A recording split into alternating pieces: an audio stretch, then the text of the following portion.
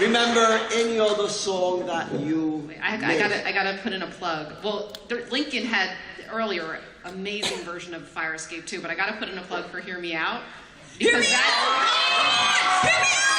because the day that we froze the show, we were working on the button of the song.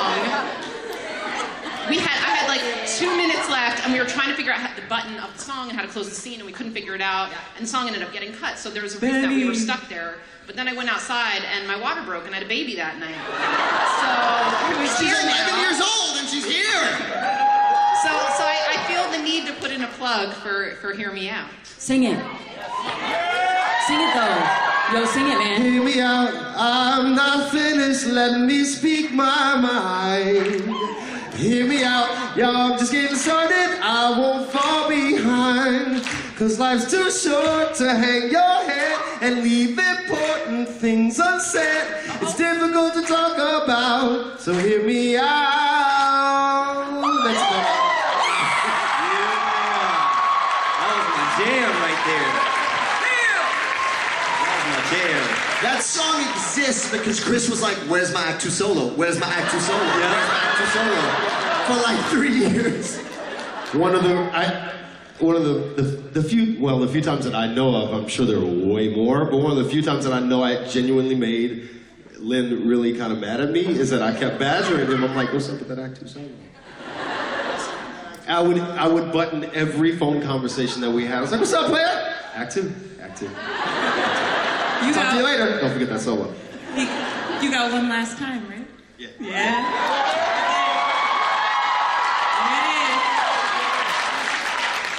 We were even, and then you decided to put my picture on Twitter like that. Now he owes me dinner.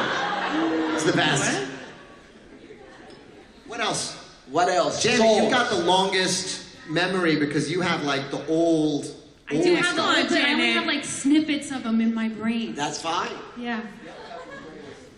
No. That's right. Andrea's not here. She's very sorry not to be here.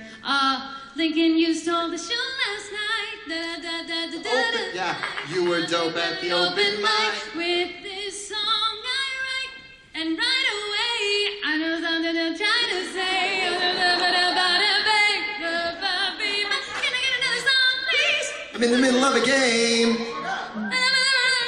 Peace. Yeah, that was handball and High Bridge Park. Yes, that's right. That song was not handball and High Bridge Park. Wait.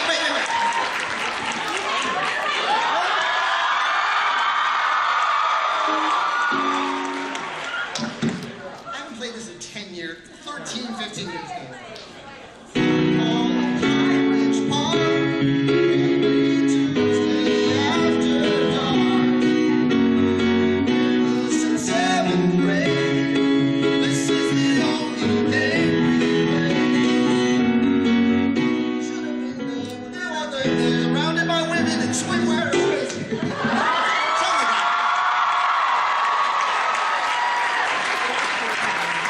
That song was dope.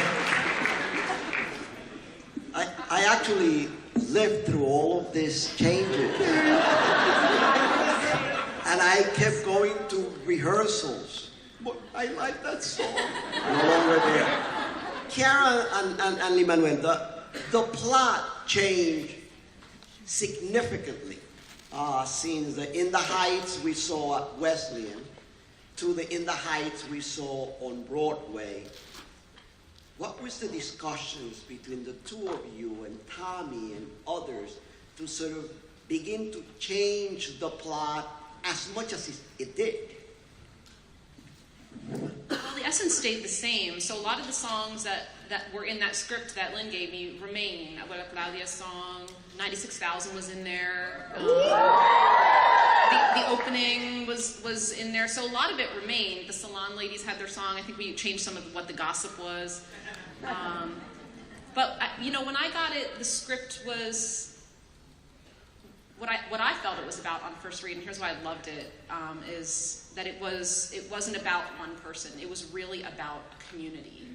And except for that the plot kept kind of a little bit distracting away from that essence. There were some rent elements in it. There was a love triangle. And so I was just like, when we met at that diner, I was like, to me, this is a story about not one character or what happens with the love triangle or something like that. This is a story about what happens to a community as a group as they rise or fall together.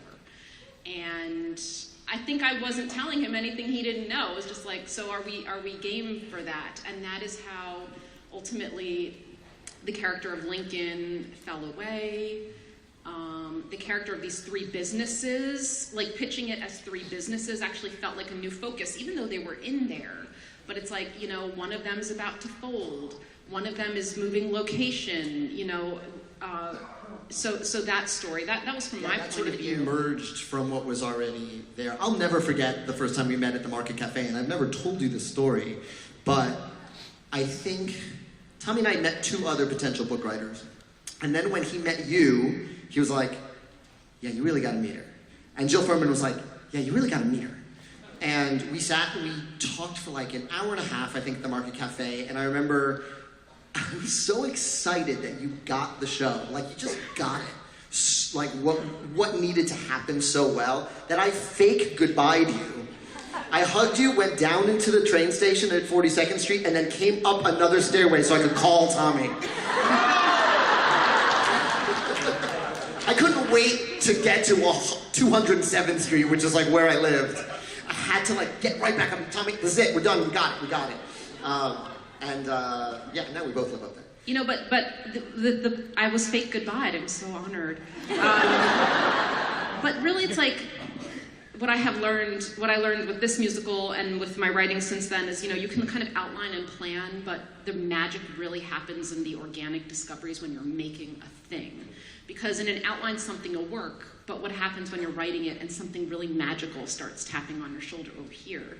And so, like, my favorite discoveries I remember in our writing process, one of my favorites is the finale, because I don't even remember how it started, but I just remember being like, I would write, like, okay, the snobby is on the stoop, and I write it out in dialogue, and he's not going to leave. Like, he's not going to leave. Oh my God, I'm writing it out in dialogue, and then we're all meeting at Alex Lacamore's the next day to like work on the next Nina song, whatever that was at the time. But I was like, guys, I had this idea for the finale, and then like giving that to Lin, and then the next time we met for some other reason, Lin was like, I wrote the finale, and just these organic discoveries coming out of just handing that paper back and forth. I remember The Hydrants Are Open came the morning of a workshop. I started writing at like 3 in the morning. I was like, we didn't have an ending for our workshop that we were going to show people. And so I wrote The Hydrants Are Open like that morning, that whole section that morning. I think that Usnavi rap existed. Nina had a section in that. I think even Espinoza was doing that particular workshop as Nina. And yeah, I remember that morning really well because I was so out of it, but it was like, that was like you singing The Hydrants Are Open for the first time and the entire campaign happening. Veronica. With Veronica, yeah. Veronica was doing Daniela at that point. Yeah. But that's your process. That's your process, though, because in the shows that I've been around you, you always write so well under pressure. Like, I gotta change this. I'm like, why? It's so good. Oh my God! Like, yes. I remember. I remember. He's just like his mother. Yeah. But that was like from being in it, and I remember when Hear Me Out got cut, I was like upset. I was like, why? Like, you have to give me a reason. It's like I felt like people were breaking up, and I was like, this is so good. And one thing I remember from the transition, I was like, you guys have so many good scenes. There's so many good songs. I'm like, it doesn't make sense. Why are we doing this? And then it like kind of comes to fruition. But it's like, man, I wish you guys really could have heard and seen the scenes that they wrote, because they were just as amazing. And but you always are writing under pressure, and I think that's how you write best sometimes. Yeah, I'm a do your homework on the bus to school. Yes. But you know, but that was also some of the most fun. Like the last song to go in the show was the Piragua reprise for Eliseo. When we did our first like run through of the whole show on Broadway, and we were like, man, Act 2 needs like one break. Like, Abuela died, they're selling businesses, we need like a break, y'all. And then, I don't know, it was you or me or Alex or Tommy, I don't know who said like, what if Piragua, and it happened on a 10-minute break in tech. It was like, okay, Alex, play it again, play it again. I mean, it was the fastest. That's on rope on a 10-minute break. That was the fastest because we just knew what needed to happen by that point. Meanwhile, like Champagne was forever. Champagne was like I knew the original the Vanessa Usnavi song off Broadway was beautiful, but it was sad. It was just really sad. It was as sad as everything else. It was a really heartfelt goodbye. That's why I liked it.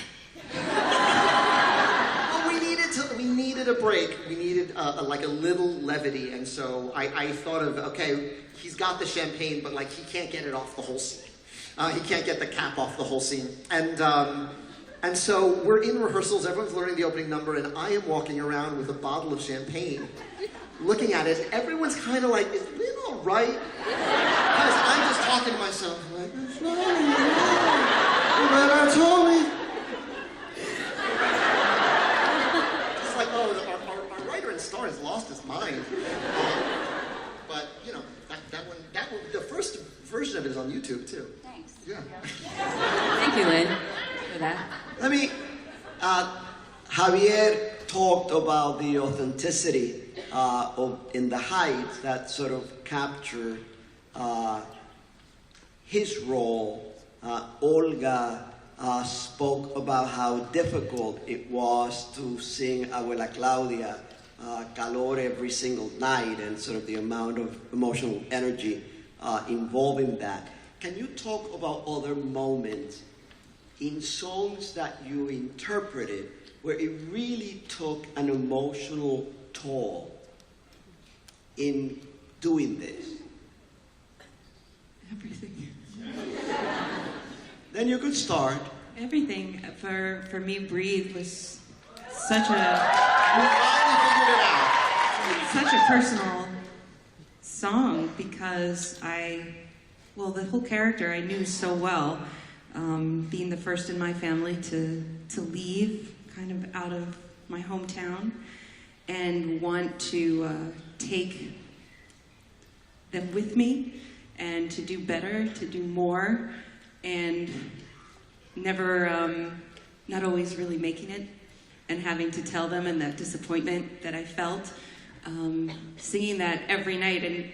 And still, it's interesting going back and singing it because I've grown up and changed, but I still have those same emotions of wanting to do better for my parents and my community and putting that weight on myself. So to sing that every night, it was kind of like therapy for me a little bit, I think.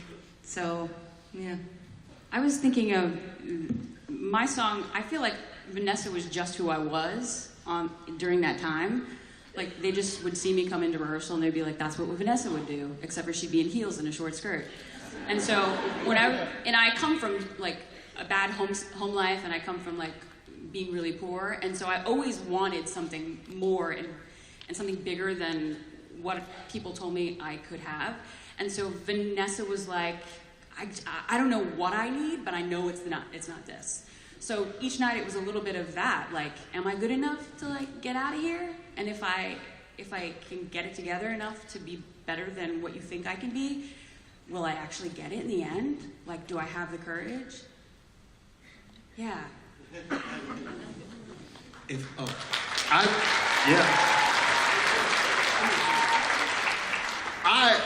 Everything about Benny, every single thing about Benny's life, I was living. Every single thing. I'm from Southern Illinois. I come from with a black daddy and a white mom, and I come to New York and I fall in love with a Puerto Rican girl. And nobody told me what to expect. I just got a whole bunch of, from Lin, like constantly. And that learning process was hard. I don't speak the language, even now, I'm ashamed, but I don't. And everything that Benny was going through, and just the, being raised by a succession of mentors and father figures that I found in Kevin, and reliving the disappointment every single night, knowing that you didn't quite have the answer to what measuring up meant to that character, and the frustration that Benny felt that he was doing everything that he could to try to reach that bar, and maybe he found out how to do that, maybe he didn't, but along the way, he raised himself, he and his friends raised each other, you know, which is kind of what Benny and Usnavi and Graffiti Pete and Sonny and all of the other characters, Domingo in the in the Dispatch. Yeah, that was all happening in real time for me.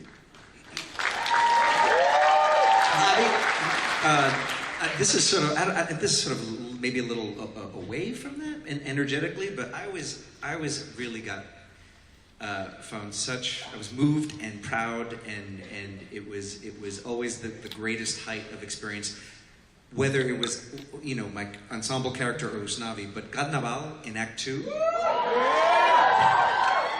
And I'll just tell this one story of how it always felt every night. There's towards the end of the number, when I was in my ensemble track, Domingo, the other Dispatch guy. Yeah. The condom guy. Box of condoms, what kind?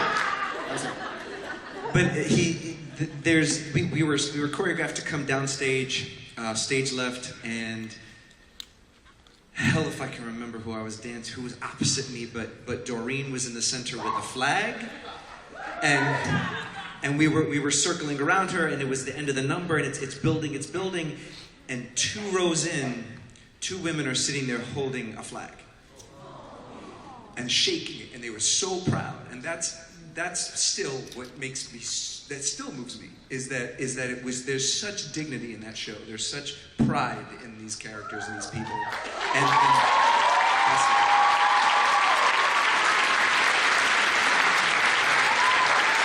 That's the thing about that song. The thing with Carnaval is that song is deceptive. I love that song so much because it starts as the party.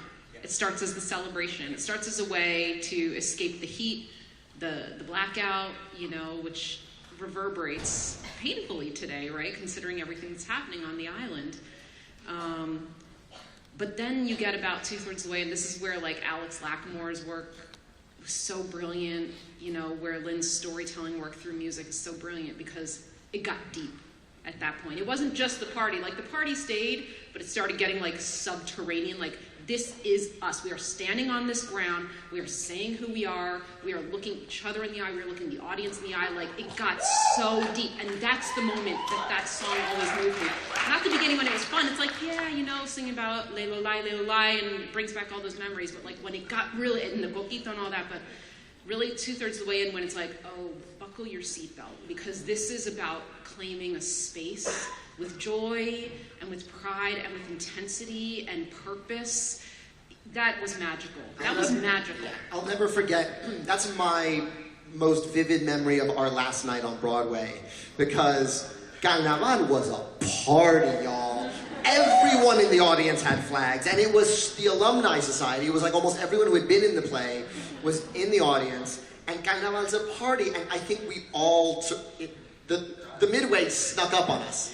And I remember Sean Taylor Corbett was playing Sonny at that point, and he had to be the one to break up the party, and he could barely get through it. Like he just could, and then I was like, I have to reclaim the party, and Sean's crying. And so that that whole section of lifting us back up, like I have never, and when we came in with that Pariba esa bandera, and 1,300 people went, hey! In time, every time. That was, I think I'm still looking to match that experience on stage. Can I tell you a confession? The flags that were house right, I bought them all. That was us. That was us. House right. Yeah. Those flags. That was all the alumni. Yeah. That was incredible. Priscilla, you were gonna... Well, I would just, I really enjoyed kicking ass during my... being the Puerto Rican mama and saying, get your act together. You girl, stop complaining. Husband. I mean, it was just, you know, carrying my mother's flag. Every time I play, I've played everybody's mother. Everybody's mother, and I'm very proud of it. But the truth is that every time I play everybody's mother, I'm playing my mother. And it's my little secret homage to her, who never got to see me in any of all the Latin work that I've done. But I say she's up in heaven pulling the strings that allowed me to do it. But anyway, my mother was tough, and so every time I did that song, I got great joy as Priscilla kicking some ass, and got great joy as Priscilla, my mother's daughter. So that's kind of what I felt during that. I want to end letting you know that I was also in the show. Oh my God. You guys don't know this, but 9 years ago, Lin Manuel, through Broadway Cares, I made a very generous donation to Broadway Cares. And it was my birthday, and my birthday present was to be an extra in 8 different scenes in the Heights. It was 5 different scenes. It was 8. It was great. I will never forget it because it was the first time Piragua became a 5-act play. Because your job was to consider buying a piragua and keep walking. And then he tried to buy a piragua, but I needed to make up my mind. So the show just lasted 5 more minutes that night. It was great. It was great. It was actually really amazing.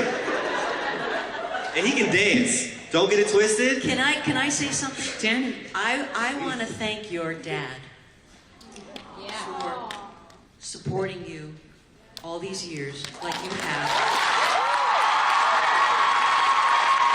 In every single rehearsal that I would see you in the back, just there, your presence, and how I admire that, and how I just wanted to say thank you. That's all. I learned it from Mama Rose. That's actually a good note to end, because this is turning into In the Heights on stage as we speak. But I think one of the secret for me as a performer, you know, the show exists because I just wanted to be in this room. I wanted a life in this business. And I'm really, really much closer to Nina than Usnavi internally. Like I was the kid who got out. I was a little out of place in my neighborhood, and in writing this show, created a community beyond my wildest dreams. Created the community I never really felt as a kid, and you know, when you see these regional productions and you see these kids, you had them all tweet to you. These kids, you've been in these regional productions of the show, and someone's first kiss is Benny Nina, or someone's lifelong best friend is Daniela and Carla, and those shows that you do when you're in school, you feel them on a cellular level, and the fact that this has created community for so many communities. It is, I'll never forget, Pilo, you said it to me, opening night, you said, you are throwing a rock in a pond, and you have no idea the ripples that are going to come back to you. Do you remember this? It was because... Wait. Yes, I remember that, but you freaked me out because when I went to see Hamilton, and I'm like, destroyed, and it was that picture in the New York Times, my back, and I'm holding you, and you said to me, oh, I just wanted to make you proud. I just wanted to create another ripple, and I said, ripple? I said, this is a tsunami.